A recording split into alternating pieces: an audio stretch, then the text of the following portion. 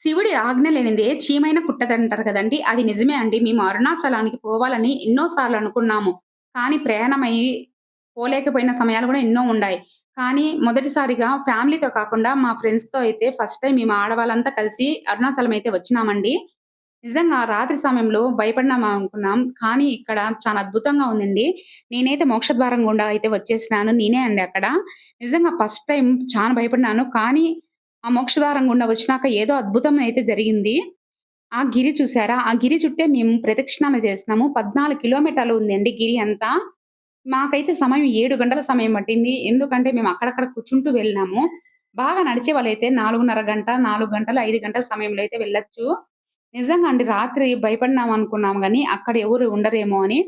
మన తెలుగు వారు ఎంతమంది ఉండారండి గిరి ప్రదక్షిణ చేసేటప్పుడు. ఈ వీడియో గాని మీకు నచ్చితే లైక్ చేయండి, సబ్స్క్రైబ్ చేయండి. అరుణాచలం పోయిన వాళ్ళు కామెంట్‌లో